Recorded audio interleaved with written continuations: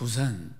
저는 부산은 항구 도시고 또 부산은 먹거리도 많고 또 부산은 유명한 게 야구입니다. 야구. 저는 저 집이 사직 야구장 앞에 있습니다. 부산에. 사직 야구장 앞에 있는데 부산 사람들은 정말 야구에 미쳐 있어요. 보면은 우리 집 앞에 야구가 시작되면은 여하튼 꽉 메웁니다. 그리고 만약에 롯데가 야구에 졌다 그러면 동네가 시끄럽습니다. 이겨도 시끄럽습니다. 하여튼 얼마나 시끄러운지 아주. 근데 이 야구가 프로야구가 있기 전에 거슬러 올라가면 고교 야구가 있습니다. 고교 야구. 그래서 이제 부산을 부르기를 야도가 야구의 도시, 이걸 줄여서 야도라고 하는 겁니다. 야구를 좋아하는 도시, 야구를 잘하는 도시. 그러니까 이 고등학교 야구부터 거슬러 올라가 봐야 합니다. 이제 82년도에 프로야구가 생겼는데, 프로야구가 생기기 전에 이 고등학교 야구가 얼마나 인기가 있었는지 모릅니다. 야구 잘하는 고등학교, 경남고등학교, 부산고등학교, 경남고등학교는 이 표준화되기 전에 시험 쳐서 갈 때 부산에서 가장 좋은 고등학교였습니다. 경남고등학교 마찬가지입니다. 근데 또 야구를 너무너무 잘하는 거예요. 부산 상고도 야구를 잘합니다. 그리고 경남 상고도 야구를 잘합니다. 이제 경남 상고는 부경고로 바뀌고 부산 상고는 개성고등학교로 바뀌었죠. 항상 전국대회 하면 상위권에 들어가고 우승도 얼마나 많이 하는지 모릅니다.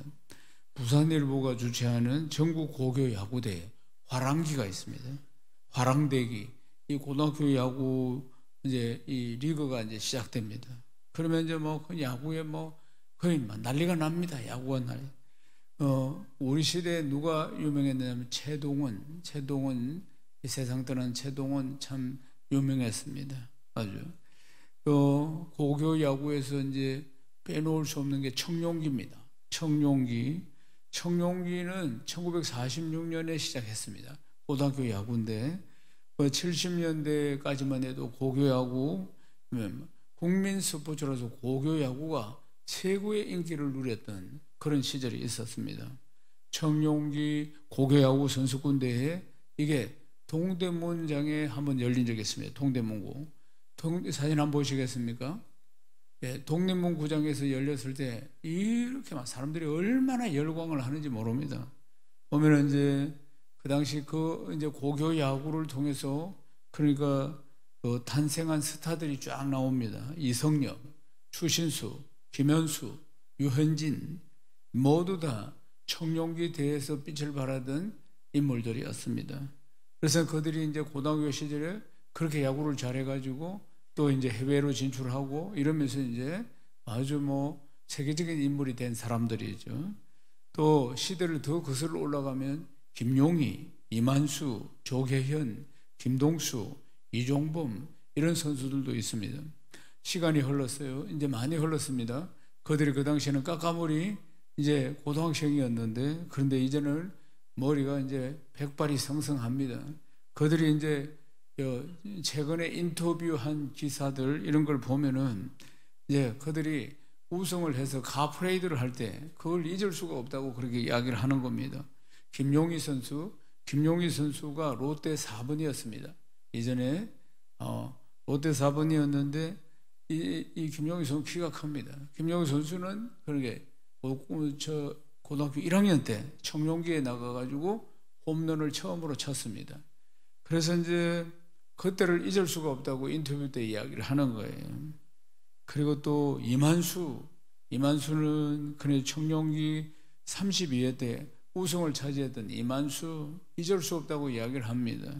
또 그때 야구했던 걸 그 시절은 비디오 시대니까 비디오로 녹화되어 있는 걸 자주 본다고 하는 조계현 선수, 또 당시를 회상하면서 배팅을 하루에 한 1000개씩 한다고 하는 김동수 선수, 또 39년 만에 청룡기 우승을 이끌어내고 그리고 유명해지다 자신의 명함을 전국에 다 낼 수 있었다고 이야기하는 이종범 선수, 이런 선수들이 지금 머리가 희끗희끗 해가지고 인터뷰를 한 내용들이 있습니다.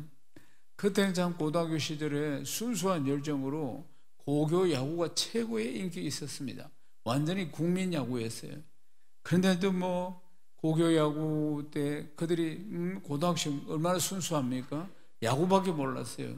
야구밖에 모르고 그래서 이제 청룡기나 이런 데 우승했을 때 카프레이드를 하고 이럴 때 정말 그때 뭐 정말 너무너무 행복했다.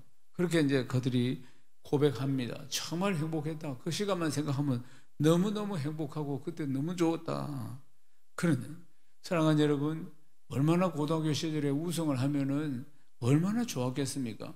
우리도 어린 시절을 이제 돌아보면은 정말 막 기분이 최고 좋았던, 정말 행복감이 가득했던 그런 시간들이 있을 것입니다.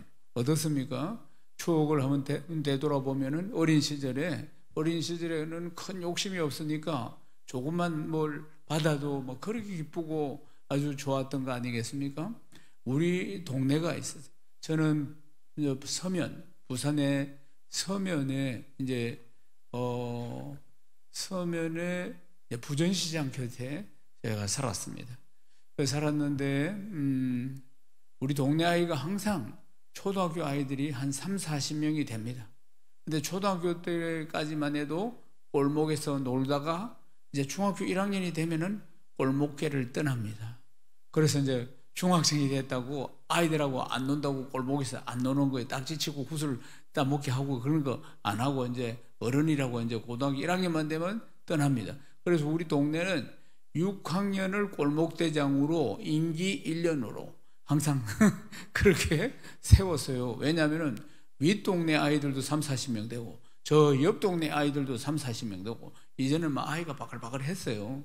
그러니까 걔들끼리 전쟁놀이도 하고 전쟁놀이 그리고 단체로 구슬치기를 하고 단체로 이 동네 저 동네 앞 동네 이래가지고 딱지치기도 하고 그렇게 하니까 골목대장이 꼭 있어야 해요. 그 선배들이 항상 골목대장을 임명을 합니다. 제가 초등학교 5학년 때 6학년이 이제 임명을 받아야 되는데 우리 6학년이 한 명밖에 없어. 우리 동네 6학년이 한 명밖에 없는데 이 친구는 너무 내성적이고 너무 수조하고 그러니까 이 골목대장을 못할 것 같은 거예요. 그래서 본인도 막 뭘 하겠다고 하고 그러니까 형들이 성고이 네가 해라 그래 하게. 그래서 저는 우리 동네 역사에 없는 5학년 때 골목대장을 하게 되었어요. 5학년 때 이제 골목대장을 하고 그때 이제 이 윗동네하고 딱지치기 옆 동네하고 구슬치기 이걸 해가지고 다 땄어요. 다 따서 딱지도 막 한보따리 그 다음에 또 구슬도 한보따리 그러니까 그걸 다 우리 집에 보관을 하고 있었어요. 보관하고 있는데 구슬 중에서도 어떤 구슬이 가치가 있느냐 하면은 그 무지개 색깔이 들어가 있는 그 당시에 우리 구슬을 그걸 아이노꾸라고 했어요.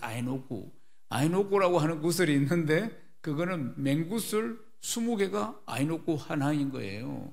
그러니까 이건 완전히 요즘 말로 하면 그 어른들이 좋아하는 그게 뭡니까? 그 코인 그 뭐죠? 비트코인 그게 그렇게 아주 근데 그걸 또 많이 땄어요. 내가 대장하면서 그래 선고이가 우리 선배들이 그래 선고이가 제일 유능해 그런 이야기 합니다. 그래가지고 윗동네 거 싹 끌고 앞동네 거 싹 끌고 그러니까 한보따리를 재워놓고 잠도 안 와요. 부자가 돼가지고 딱지 다 따오고 구슬 다 따오고 이래가지고 잠도 안 오고 막 행복감이 가득 그런 어린 시절이 있었어요. 사랑하는 여러분, 그때 뭐 구슬이나 딱지나 이런 것들이 어른들은 이해할 수 없는 아이들에게 주는 행복감이 보통이 아니었다고. 딱지 다 꼴고 꼴도 하면 일산 모노 딱지 다 읽고 딱지를 다 읽고 구슬치기가 다 읽고 이러면 막 얼마나 아주 그냥 낙심이 찾아오고 그런 것이 그랬는지 몰라요. 그런데 뭐 정말 밥 안 먹어도 배가 부르고 그런 어린 시절의 행복감. 저는 이제 어린 시절 생각하면 초등학교 5학년 때 골목대장이 돼가지고 30-40명의 아이들 데리고 다니면서 공부는 하는 게 아니고 내 놀러 딱지치기, 윗동네 원정 가가지고 구슬치기, 뭐 이런 것들 한다고. 우리가 3, 40명 되니까 선수를 뽑아가 하는 거지. 나머지는 응원을 하고. 그러니까 선수를 한 5명씩 뽑는 거지. 각 파트별로. 딱지 파트, 구슬 파트, 이래가 5명씩 뽑아가지고, 그래가지고 내기를 하는 거예요. 내기를 하는데, 그래가지고 제가 이제 골목대장 할 때 늘 거의 대다수가 이겼어요. 그래가지고 한 보따리씩 걔들은 딱지 뺏기면서 울고 구슬 뺏기면서 막 울고 그럴 정도로 아이들 시대에는 이게 얼마나 중요한지 몰라요. 재산이 재산. 그리고 또 제가 톰 소여의 몸, 1부 때는 내 이야기를 안 했는데요, 톰 소여의 몸, 이 책을 갖다가 서너 번을 읽었어요. 그래가지고 보물섬을 찾아 떠나야겠다. 이제 아이들은 다 또 골목대장이니까 선동을 했어요. 그래가지고 뗏목을 만들자. 우리 톰소의 몸 책 읽어봐. 그래 같이 이제 막 북샤링 다 같이 또 책 보고 그래가지고 그래 떠나자. 그래 8월 방학이 오면은 7월 말에 이제 우리 부산 앞바다에서 뗏목을 띄워가지고 떠나자. 보물섬, 보물 찾으러 가자. 그게 필요한 게 쌀도 있어야 돼, 나침반도 있어야 돼, 뭐 여러 가지 막 있어야 되니까 그걸 이제 한 학기 동안 준비를 한 거예요. 집에 있는 쌀도 훔쳐와가지고 모으고 다 이래가지고 통을 만들어가지고 올 여름에 떠날 거라고. 보물섬 찾아 톰 소여처럼 떠날 거라고. 그런데 그게 이제 방학이 가까울 때 어떤 놈이 부모님한테 고발을 했는지 한 놈이 배신을 해가지고 그리고는 우리는 직사게 두드리 맞고 그리고는 벌 쓰고 다 가진 거 다 뺏기고 그리고 우리의 톰소의 몸은 무산이 되었습니다. 그런 추억들도 있는 거예요. 내가 좀 개구장이죠. 굉장히 챌린지, 도전하는 걸 좋아하는 거예요. 보면은 또 선동도 잘해요. 가자고 해가지고 막 이래 가자 해가지고 그래가지고 우리 동네 아이들 다 데리고 떠난다고, 웬만한 아이들. 그래가지고 동네가 난리가 났어요. 그런 시간들도 있어요. 그때가 그러니까 12살이었으니까 12살짜리가 톰소의 모험처럼 떠나자고, 모험을 하러 떠나자고 했으니까 참 하여튼 즐거운 추억입니다. 사랑하는 여러분, 시간이 후다닥 지나가죠. 오늘 12월 8일 아닙니까? 12월 8일 맞죠? 그래 말입니다. 1년이 어떻게 그렇게 빨리 가는지. 그러니까 어릴 적에 그런 조그마한 어떤 것들을 통해서도 행복감을 느끼고 추억을 느꼈던 그런 시간들이 있었는데 세월이 이렇게 빨리 지나갔습니다. 사랑하는 여러분, 청룡기 우승했던 그 고등학교 스타들을 한번 생각해 보십시다. 그들이 이제 스타가 돼가지고 지금 다 제가 이름 부른 이 선수들이 그다음 대학에서 선수로 가든지 아니면 프로의 선수로 가든지 그랬을 거 아닙니까? 만만치 않겠죠. 고등학교 때 그렇게 행복감을 느꼈는데 야구를 통해서, 그러나 실제로 우승이 쉽습니까? 프로야구가 쉽습니까? 그곳에 자기가 직업적으로 들어갔지만은 많은 스트레스가 있었을 거라 그 말입니다. 그래서 또 야구가 뜻대로 되지 않아서 좌절할 때도 있었을 것이고 낙심할 때도 있었을 것이고, 인생이 뜻대로 됩니까? 뜻대로 되는 거 없습니다. 성경도 말씀하죠. 사람이 교회 갈지라도 그 길을 인도하시는 분 여호와 하나님이라고 안 하셨어요. 그러니까 이들이 그 고교 스타들이 한평생을 지금 머리가 희끗희끗 한 60대 되는 희끗희끗하면서 그들이 참 살아오는 과정 속에서 그렇게 만만치 않았을 것이다 하는 걸 느낄 수가 있습니다. 우리도 역시 마찬가지 아닙니까? 우리가 엄마 품에 있을 때 그때가 얼마나 행복합니까? 그런 시절이 또 지나갑니다. 구슬 하나, 딱지 하나 이런 것 가지고도 행복감을 느끼던 그런 시절, 그냥 인형 하나만 사도 또 그렇게, 제가 오고 가는 비행기를 타면서 공항에도 보면은 아기들이 인형을 쫙 안고 이쁘게 앉아있는 모습들, 얼마나 행복해하는 모습들, 아기들이 그런 모습들이 참 많이 있어요. 사랑하는 여러분, 그런데 그런 시간이 지나갑니다. 이제 머리가 좀 커지면은 부모가 주는 용돈이 부족하니까 속이기도 합니다. 저도 속였어요. 고등학교 때 용돈을 작게 주니까 그래서 책 산다고 주로 속입니다. 사전 사야 된다고 한 번 받고, 디셔너리 산다고 한 번 받고, 그 다음에 또 콘사이트 산다고 한 번 받고, 요래 3번을 받았습니다. 저는 아들이 있고 딸이 있는데요. 예, 아들이 있고 딸이 있는데 딸이 이제 대학을 갔어요. 딸이 대학을 갔는데 이제 국어 국문학과로 갔습니다. 예, 그런데 이제 딸이 대학을 다 가더만은 책을 사야 된다고 내한테 이제 책값 달라고 하는 거예요. 책값 달라고 하는. 그래서 내한테 책값을 달라. 저는 제가 아이들 용돈이나 뭘 이걸 다 지불했어요. 그 아이들 필요하다는 건 내가 다 주고 엄마한테 받아가라 이 소리 안 하고 제가 다 줍니다. 그걸 줘야지 주가 되는 겁니다. 주가. 아니면 엄마가 주가 되는 겁니다. 그러니까 돈은 새가 빠지게 아버지가 버려갖고 엄마가 주가 되겠습니까? 주는 사람이 주인이 된다 이 말이에요. 주가 된다고. 그래서 저는 아이들 용돈이나 이런 걸 전부 제가 줬습니다. 그래야지 애교라도 한번 더 부리고 그래야지 또 부침성도 있고 그래가 아빠한테 뭐 용돈 좀 더 받으려면은 더 좀 잘하려고 하고 이래 안 하겠어요? 엄마를 통해서 받으면은 아빠 사요나라 별 볼 일 없는 거예요. 그래서 이제 대학생이 되니까 책 사야 된다고 자주 받아가는 거예요. 책 사야 된다고. 그래서 이렇게 그래서 내가 또 며칠 뒤에는 책 샀니? 제가 딸방이니까 방에 잘 안 들어가요. 그래서 이제 보면은 책 샀냐? 그러면은 샀어요. 그래서 책 한번 보자. 이러면은 이제 뭐라고 하느냐면 학교 캐비넷에 있어요. 그래요. 왜 거기 두니? 이렇게 무거운데 누가 책을 들고 다녀요? 학교가 또 1시간이나 이상 걸리는 거예요. 그러니까 그래? 그렇구나. 그럼 그 책을 언제 가져오나? 방학하면 가져오죠. 그래요. 알았어. 이제 방학이 됐어요. 방학이 되니 책을 안 들고 오는 거라. 그래서 내가 또 물었어요. 방학 때 그 한 학기 동안 산 책 10몇 권 그거 다 가져오지 왜 안 가져왔어요? 무거워서 못 가져와요. 그래 하겠네. 그렇구나. 그럼 언제 가져오노? 그러니까 뭐 때가 되면 가져오겠죠? 그래. 그래 난 또 물었어요. 책은 잘 있냐? 그러니까 잘 있대. 요새는 요래 채우는구나. 용돈을 이제 이렇게 했어요. 그리고 1학년이 지나갔어요. 책 한 번 들고 온 적이 없어요. 2학년 지나갔어요. 3학년 지나갔어요. 4학년 졸업식 날 딱 갔어요. 졸업식 날 가서 자 캐비넷에 있는 4학년 동안 모은 책 오늘 드렁크에 다 싣고 가자. 다 싣고 가자 이러니까 없어요. 이랬더니 왜 없어? 이러니까 후배들한테 다 나눠줬어요. 그러더라. 요놈의 가시나 이게 그러니까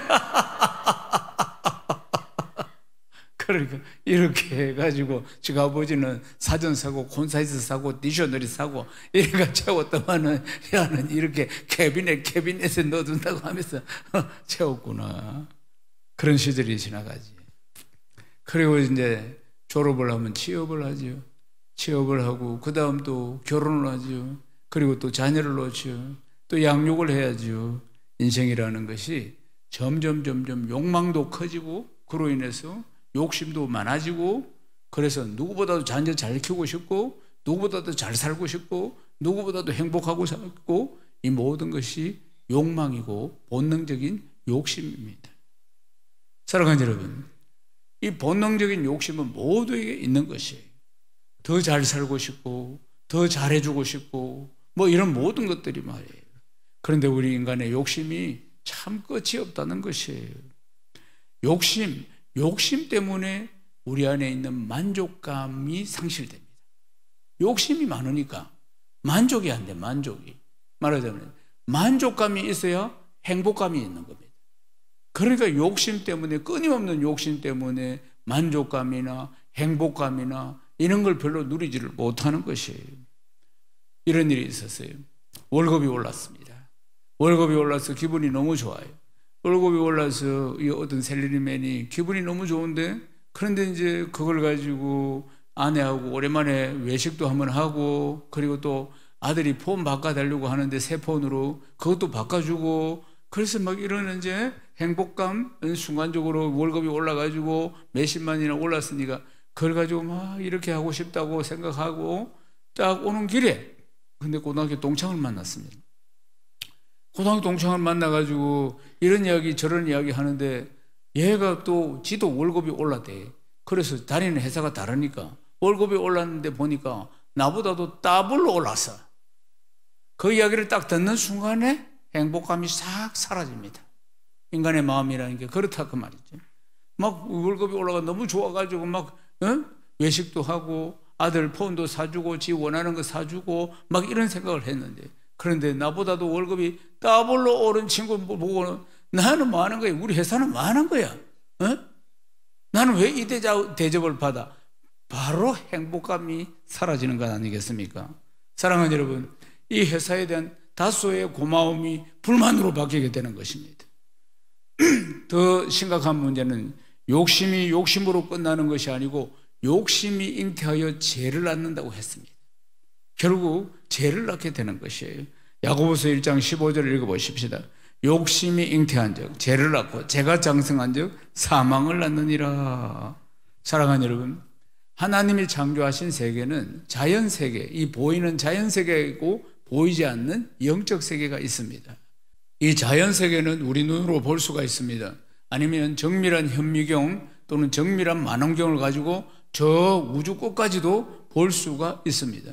어쨌든지 과학적인 방법으로 볼 수 있는 세계는 전부 자연세계이고 하나님이 창조하신 세계입니다. 그런데 또 창조하신 세계가 하나 더 있는데 그건 보이지 않는 세계입니다. 그걸 영적 세계라고 합니다. 영적 세계에 대해서는 성경이 잘 기록하고 있습니다. 세상에 나와 있는 어떤 책들보다도 영적 세계에 대해서 자세히 기록하고 있는 책이 성경책입니다. 그럼 영적 세계에는 무엇이 있는가? 영적 세계에는 하나님이 계십니다. 영적 세계에는 우리가 자연세계도 보면은 우리의 만원경이라든지 현미경이라든지 과학적인 도구들이 발명이 되면서 수많은 거리에 있는 우주까지도 볼 수가 있다고 하잖아요. 그렇죠? 우주가 이렇게 큰 줄 몰랐다, 그런 이야기를 하죠.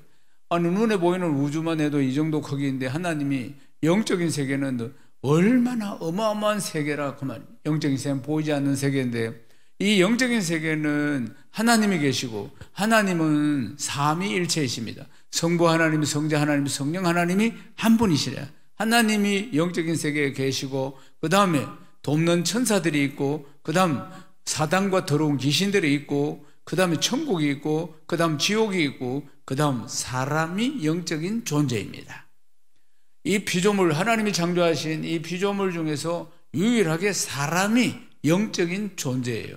지금 여러분은 지금 흙을 만져보고 계십니다. 사람은 흙으로 지음받았지, 흙으로 지어서 흙 불멸 영혼을 불어넣어서 사람이 된 것입니다. 그래서 우리는 지금 내 안에 본질은 영혼이에요. 이것은 나중에 때가 되면은 후패해서 흙으로 돌아갑니다. 흙으로. 그걸 죽음이라고 하죠. 그리고 죽음을 딱 맞이하면 이 육신과 영혼이 분리가 됩니다. 분리가 되어서 이 자연세계에 살던 이 육신은 흙으로 돌아가고 내 영혼은 영적 세계로 갑니다. 영적 세계로 가서 영원히 사는 것입니다. 인간은 그러니까 두 세계를 사는 겁니다. 보이는 세계에서 한 80년 사고 보이지 않는 세계에서 영원히 살게 되는 것이 우리 인생이라는 것입니다. 그런데 천국이 있고 지옥이 있습니다. 천국이 있고 지옥이 있는데 성경은 이렇게 말씀합니다. 한 번 죽는 것은 정한 것이요 그 다음 심판이 있다고 말씀합니다. 사람이 죽음 이후에 인생이 어떻게 될까 많이 궁금합니다. 죽음 이후에는 어떻게 되는 것인가? 정말 내세가 있는 것인가? 없는 것인가? 내세 있습니다. 내세 반드시 있습니다. 내가 안 죽어봐서 모르겠는데 성경 말씀, 진리의 말씀이 내세에 대해서 상세하게 기록해 놓고 있습니다. 한 번 죽는 건 정한 것이고 그 다음 심판을 받는데 죄인은 무조건 지옥으로 갑니다. 지옥은 펄펄 끓는 불못이 있는 곳입니다. 그곳에서 영원히 고통 속에서 삽니다. 한 번 들어가면 못 나옵니다. 천국, 그 천국 하나님 아버지가 계시는 곳, 그러니까 파라다이스, 유토피아, 천국입니다. 눈물도 한숨도 고통도 없는 그곳에 들어가서 영원히 사는 게 됩니다. 그것이 우리 인생이라는 것을 기억해야 합니다. 사랑하는 여러분, 가끔씩은 바쁜 일상 가운데서도 혹시 이제 죽음이라는 것을 가끔씩 생각해 볼 수 있는 거 아니겠습니까? 그러니까 어떤 돈 많은 성경에도 보면은 청년이 있었어요. 돈 많은 청년이 있었는데 그가 죽고 나서 내 인생이 어떻게 될까? 이 부분에 대한 고민이 많이 있었습니다. 그래서 마태복음 19장 16절에 보면 예수님을 찾아와서 이렇게 질문을 합니다. 어떤 사람이 주께 와서 이르되 선생님이여 내가 무슨 선한 일을 하여 영생을 얻으리까? 이 돈 많은 청년이 와서 어떻게 해야지 내가 내세에 영생을 얻을 수 있습니까? 내세에 내가 어떻게 하면 천국을 갈 수 있습니까? 이 말입니다. 영생을 얻는다는 것은 구원을 받는다는 것이고 그것은 천국을 가는 것을 말합니다. 이 땅에서 이제 돈이 많아가지고 잘 살고 있겠죠. 그런데 고민이 있었습니다. 그럼 그 당시만 해도 한 60대면 세상을 사람들이 떠났으니까 조금 지금은 수명이 길어졌는데 그러니까 내세에 내가 어떻게 해야 영생을 얻어서 천국에서 살 수가 있습니까? 인간은 분명히 두세 개를 삽니다. 꼭 기억해야 됩니다. 여기는 잠시 잠깐 살다 가는 것이고 저 세상 가서 영원히 사는 것입니다. 영원히 이 세상에서 한 80년 사는 것은 저 세상 갈 준비를 하는 겁니다. 꼭 기억해야 합니다. 저 세상 갈 준비를 워밍업 하는 것이 바로 이 땅이라는 걸 기억하고 본 게임 내 인생의 전부는 저 세상에 있다는 것을 꼭 기억해야 합니다. 그것은 내가 믿든지 안 믿든지 이해가 되든지 안 되든지 상관없습니다. 진리의 말씀이니까. 진리는 내 수준으로 이해하고 이런 게 아닙니다. 진리는 진리인 것입니다. 그런데 이제 이 돈 많은 젊은 청년이 그게 늘 궁금했습니다. 그래서 예수님께 묻습니다. 선생님, 내가 무슨 선한 일을 해야지 영생을 얻을 수 있습니까? 이건 세상 사람들이 다 생각하는 겁니다. 자기가 제사함을 받고 그리고 선한 일을 많이 하고 구제도 많이 하고 이래야지 다음 세상에 가서 내가 천국 가는 거 아닌가 막연하게나마 그런 생각을 한다 그 말입니다. 부자 청년이 그런 이야기를 합니다. 그렇게 예수님이 가르쳐 줍니다. 예수님이 가르쳐 주는 것은 그게 아니에요. 그래서 천국 가는 것이 아니라고 말씀합니다. 천국 가는 일은 선한 일을 한다고 갈 수 있는 게 아닙니다. 천국 가는 일은 좋은 일 많이 하고 내 가진 전 재산을 다 가난한 자에게 준다고 해서 갈 수 있는 것이 아닙니다. 사랑하는 여러분, 이 부자 청년만 고민하는 것이 아니고 생각이 있는 모든 사람들은 다 이 부분에 대해서 답을 찾기 위해서 고민하는 것입니다. 성경에 보면은 이런 비슷한 사건이 또 하나 있습니다. 사도 바울이라고 유명한 사도가 있습니다. 그 사도 바울과 실라가 빌립보라는 지역에 가서 복음을 전하는데 그런데 그곳에 점치는 귀신 들린 아이가 있었어요. 그래 이 아이 안에 귀신이 들었는데 어떤 귀신이 들었냐면은 점치는 귀신이 들었어요. 그러니까 점을 잘 보겠죠. 귀신이 들어가지고 그 점을 딱 보는 거예요. 점을 잘 보는데 이 아이의 주인이 수입이 그 아이를 통해서 항상 수입이 있었다면서 이 아이를 이제 가지고 있는 주인이니까 그래서 수입이 늘 생겼는데 그런데 이제 이 아이가 계속 사도 바울을 따라다니면서 뭐 힘들게 하는 거예요. 그러니까 사도 바울이 그 안에 들어있는 귀신을 쫓아냈어요. 쫓아내서 이 아이는 건강한 아이가 되었습니다. 그런데 건강한 아이가 됐는데 문제는 이 아이의 주인이 수입이 떨어진 거예요.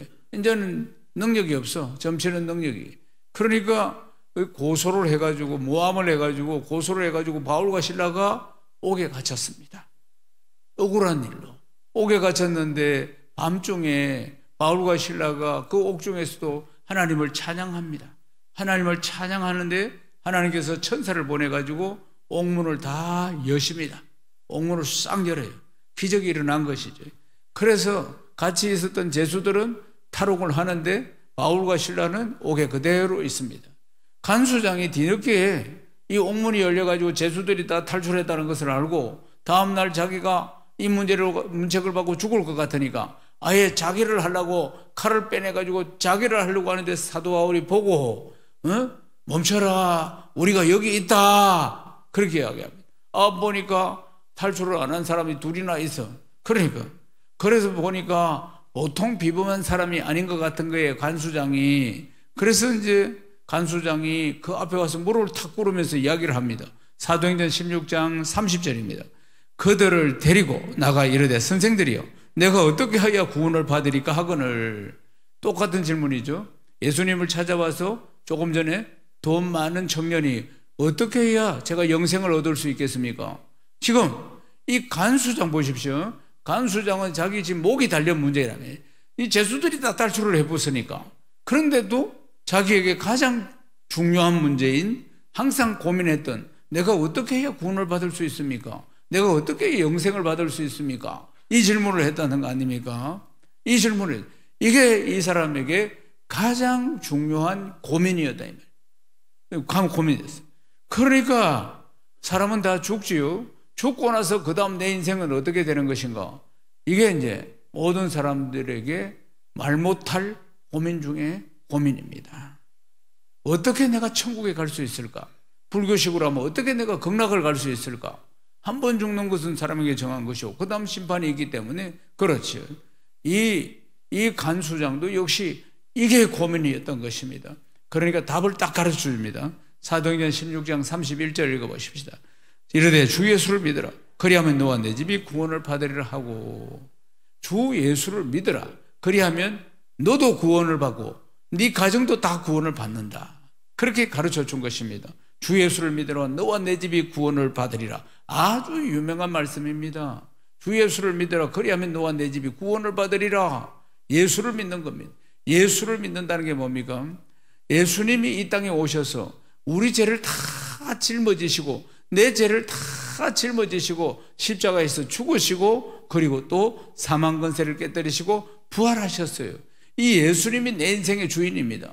우리는 지금까지 내가 내 인생의 주인인 줄 알았지 않습니까? 아닙니다. 내 인생을 나를 창조하신 분이 계시는데 예수님이 내 인생의 주인이십니다. 그리고 예수님이 내 죄, 이 죄를 다 담당해 주시고 나를 구원하신 분이십니다. 이 사실, 예수님은 하나님이십니다. 하나님의 아들이시고 예수님이 하나님의 아들이신 거, 그리고 예수님이 내 죄를 구원하신 구세주이시고 그리고 내 인생의 주인이라는 사실, 예수를 믿으라. 그리하면 너와 내 집이 구원을 받으리라. 이것은 예수님이 어떤 분인지를 믿는 거지. 믿으면, 그러면은 내가 구원을 받는다. 네뿐만 아니라 네 가정이 다 구원받는다. 그래서 그 자리에서 이 간수장이 예수를 영접하고 그리고 바울과 실라를 자기 집으로 모시고 가서 온 가족들이 다 예수를 영접하고 예수 믿고 구원받는 역사가 일어나게 된 것입니다. 사랑하는 여러분, 사람들은 사주팔자 운명에 매여서 살아갑니다. 사주팔자 운명에 매여서 꼼짝도 못하고 살아가는 거 아니겠습니까? 그것은 배운 사람이나 못 배운 사람이나 다 마찬가지인 거예요. 다 점 보고 사주팔자 보고 그러면서 살아가는 것입니다. 사랑하는 여러분, 왜 그렇습니까? 인생이 유한한 존재이기 때문에, 부족한 존재이기 때문에, 그래서 뭔가 좀 능력이 있는 사주팔자 운명 이런 곳에다 의지를 하려고 하는 것입니다. 사랑하는 여러분, 주 예수를 믿으라. 그리하면 너와 내 집이 구원을 받으리라. 예수를 믿어야 됩니다. 아멘이십니까? 예수를 믿어야 한다는 걸 기억해야 합니다. 그래야만이 구원을 받을 수 있습니다. 그래야만이 영생을 받을 수 있습니다. 이 땅에서도 천국의 삶을 누리고 이 세상 떠나면은 그 다음 세상 분명히 갑니다. 그 다음 세상에서 영원한 천국에서 우리가 살게 된다는 것 아니겠습니까? 윌리엄 헌트의 세상의 빛이라는 그림이 있습니다. 한번 보시겠습니까? 이 그림입니다.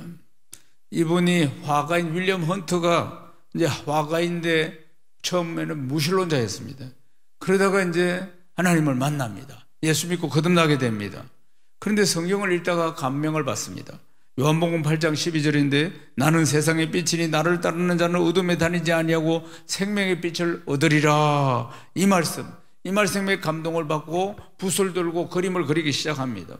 그래서 이제 그림을 그리다가 막히니까 어떻게 했나 영감을 얻기 위해서 이집트, 이스라엘로 가서 예수님이 다니셨다는 길을 다녀보면서 영감을 얻습니다.